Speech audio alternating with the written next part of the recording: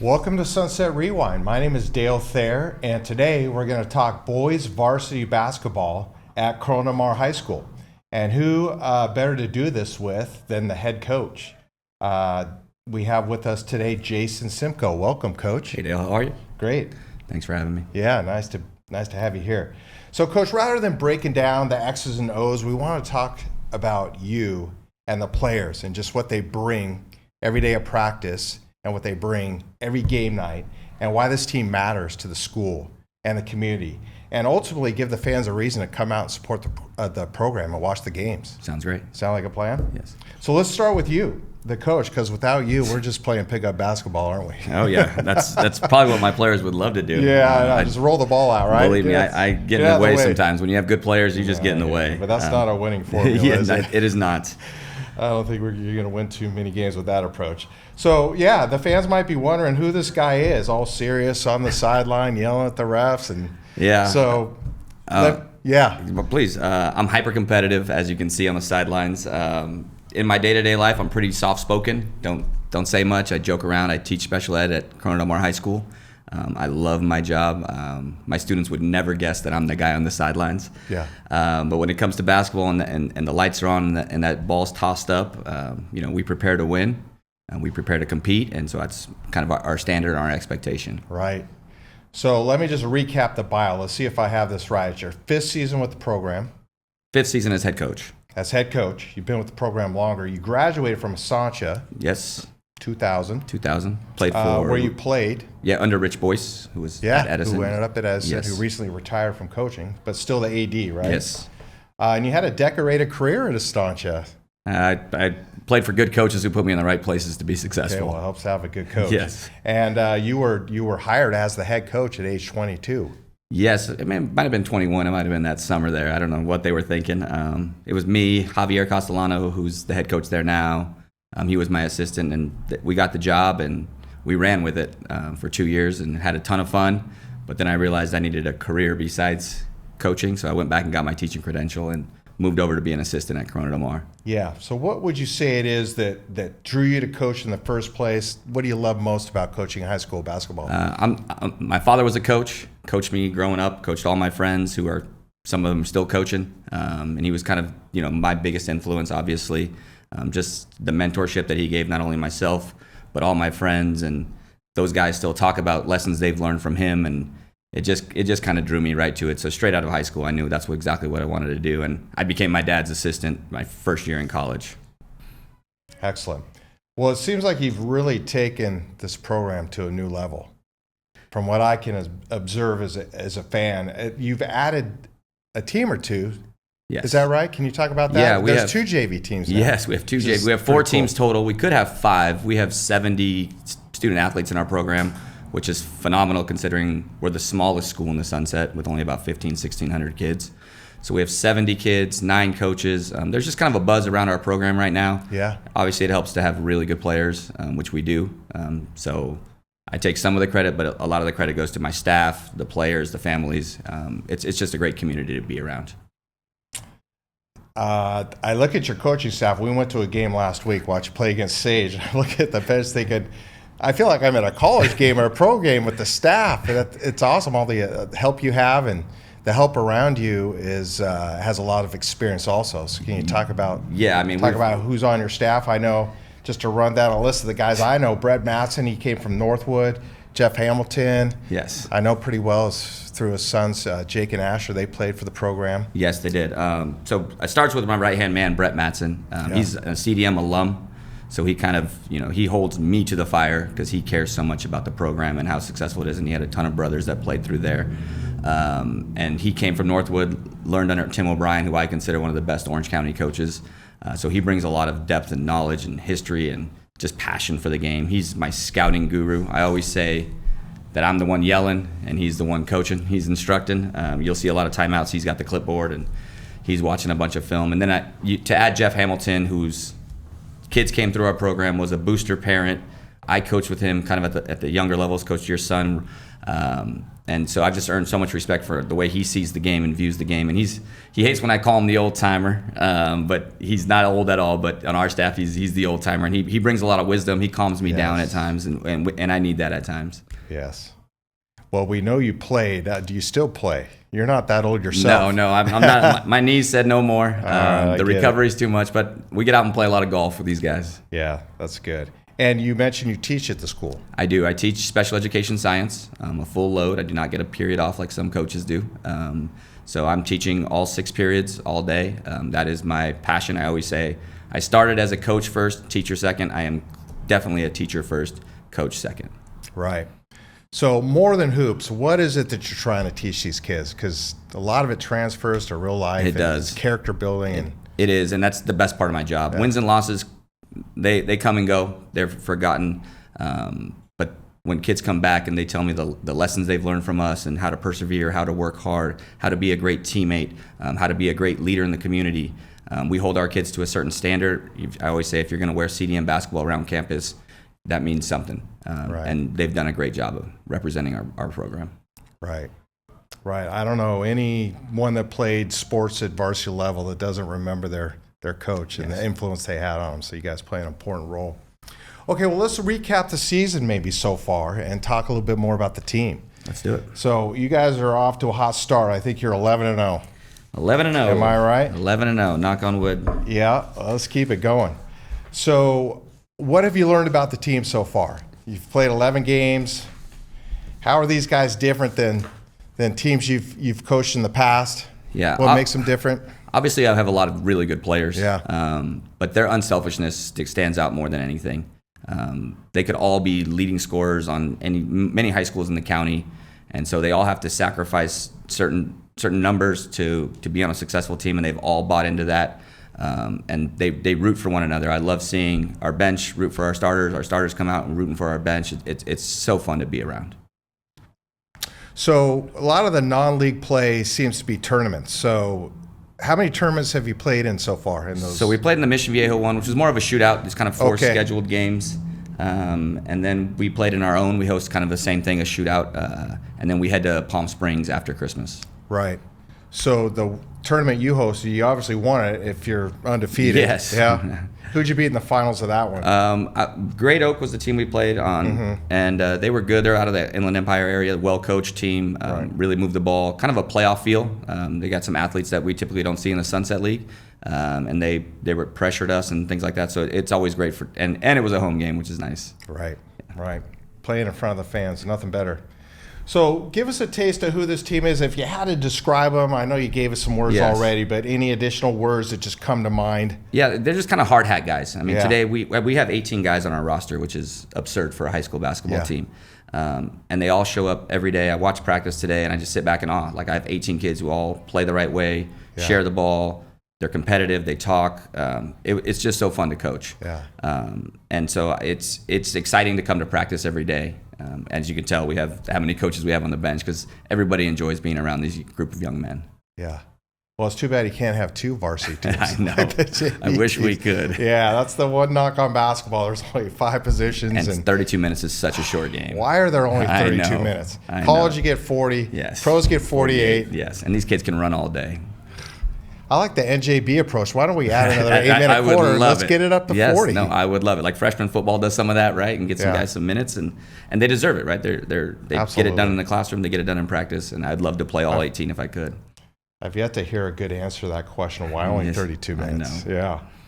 Well, let's get to maybe know some of the players on a player level. So give us maybe one senior that fans should know that we should come out and watch. I mean, the one that stands out to me and the one that I think kind of changed our program is Luke Mirhashemi. Yes. He's a 4-year varsity guy. He's the ultimate sacrifice guy. He's good at everything. He does anything we've asked. As a freshman, he kind of played our 4, 2. Sophomore year, he played our 2. Last year, he played our 4 again and trailed. And he's really a natural point guard, but he's just the ultimate sacrifice. I kind of compare him to Lamar Odom type. He's good at everything. Yeah, utility player, maybe. Yes. Yeah. And he guards everyone's best player. He's our clear leader. He's kind of stepped into that role. He's the guy that just sees the floor, and he's the coach on the floor. He's definitely a stud for us, and I've been so happy to be able to coach him for 4 years. Are there some players that stand out as the hardest workers? They just bring it every day. Oh man, we got quite a few, and they're our gym rats. Maxwell Scott obviously is an all-county guy. He's kind of changed our program. He'll be the program's all-time leading scorer here pretty soon, which is impressive. Him and Oliver Naka, a senior guard who can really fill it up and shoot it. I just love their approach to practice. We talk about having good practices, but with certain guys, they just have a good rep every rep. And those guys are those guys. Anytime they get a rep in a drill, it's as hard as they could possibly go. And it's great to have your best players be your hardest workers. Set that example. Exactly. It's so easy to coach everybody else. Yeah. Energy guy, brings a spark when needed. Oh, we have two that are currently playing, and then we got some other guys off the bench who are big energy for us. Caden Sanchez, kind of an undersized big, and he's more of a guard. So he's kind of been our X factor, just being able, like, anytime a team has a big guy, like, he battles them inside, but then they have to come out and guard him on the outside. And then we add Maxwell Scott's younger brother, Nolan Scott, who's big, strong, physical. He comes off the football field. He's got a little edge, right? Middle child.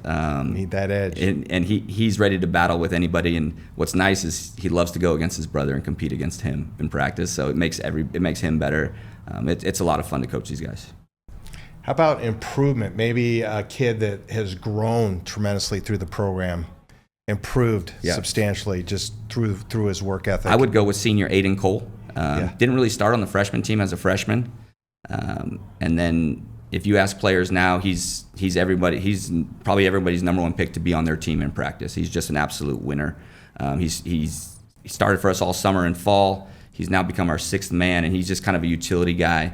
He's very high IQ. I was telling my coaches today at practice, I was like, I don't think in the 2 years I've coached him, I've ever had to yell at him. Like, he's in the right place all the time, and he's been an awesome teammate to everybody.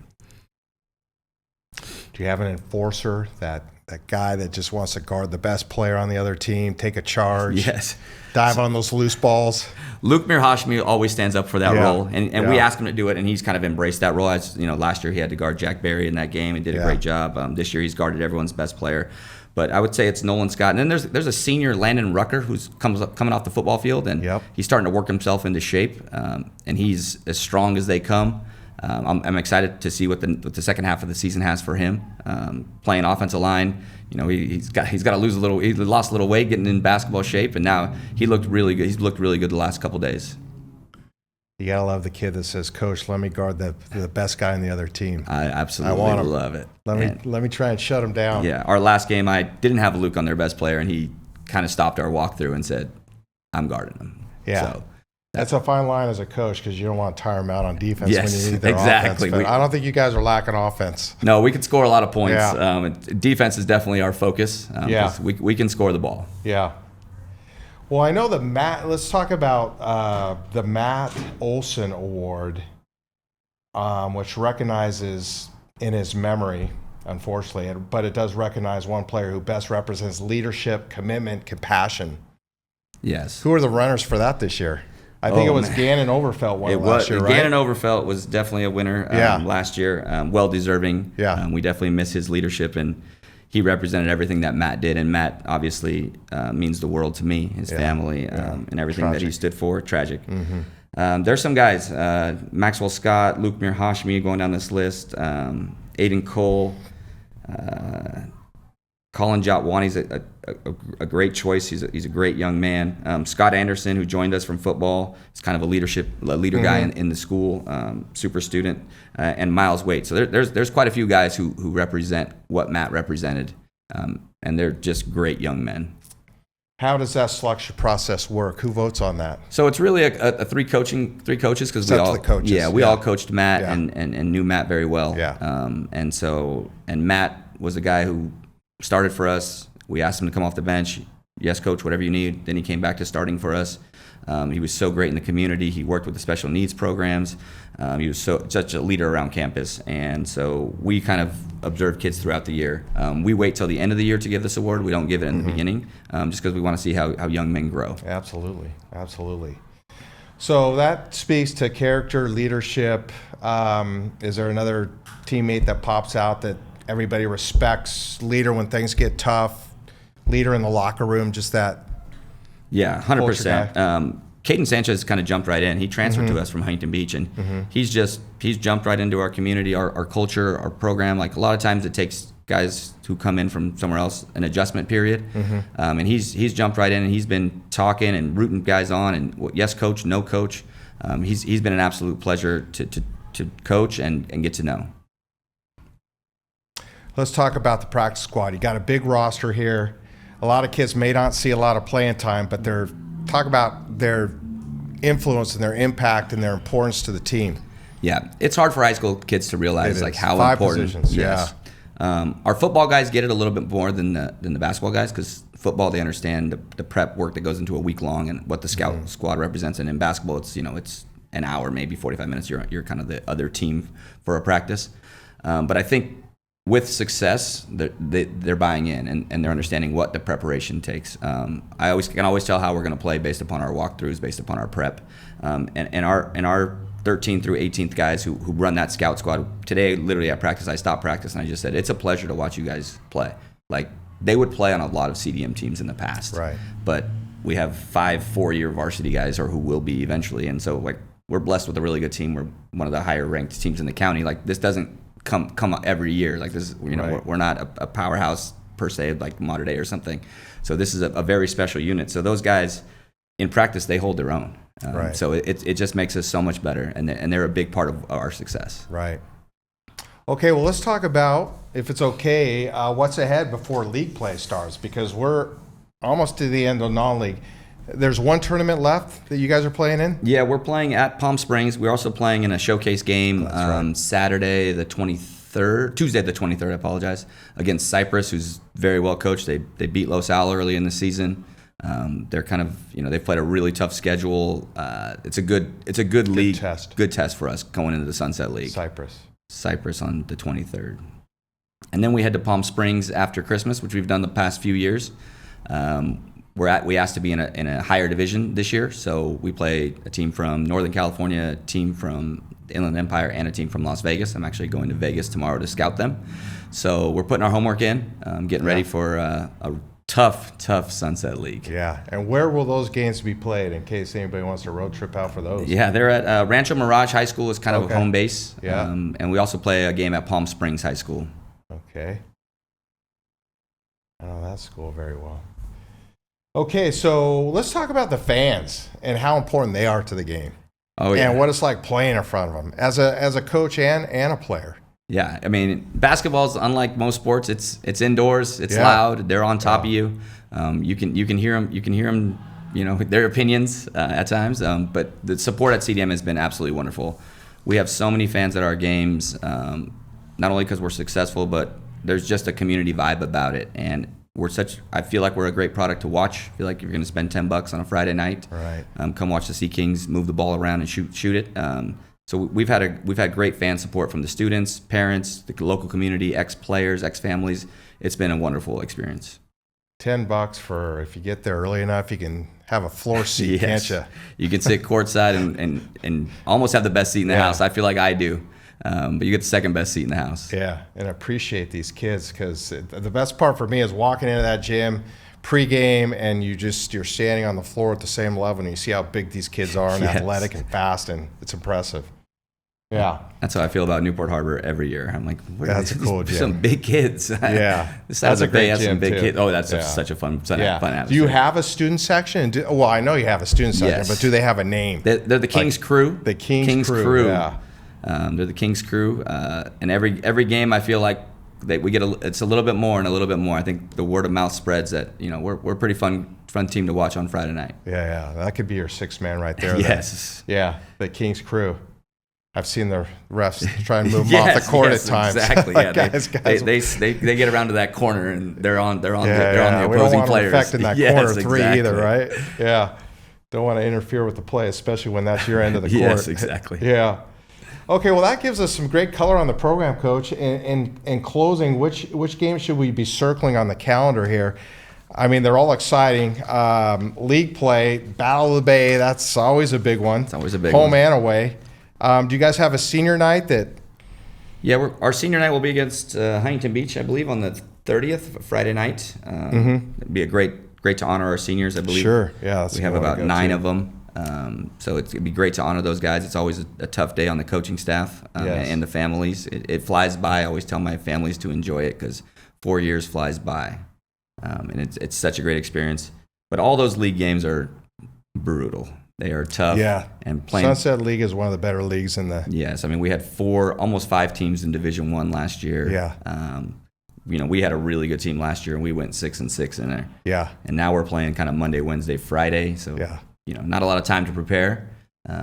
So it should be a ton of fun. It'll fly by. We're excited about it. I'm sure I'll get a few more gray hairs and lose some sleep in January. But there's nobody else I'd rather compete against. They're great coaches, great talent. It's a fun high school atmosphere. Yeah. Well, you don't need to sell me. You guys put a great product on the court, and to me, basketball, I might be partial, but it's my favorite sport. It's just the perfect combination of power and finesse and fitness and conditioning. It requires everything.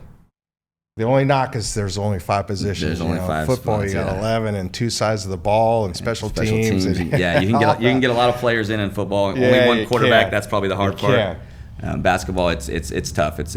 But luckily we play enough spring, summer, fall games, so everyone gets enough reps up and down at CDM. Yeah, for sure. And the practices are fun. I remember that. You're throwing on shorts and a tank top, and you're indoors. Yes. Yeah. So much fun. I love it.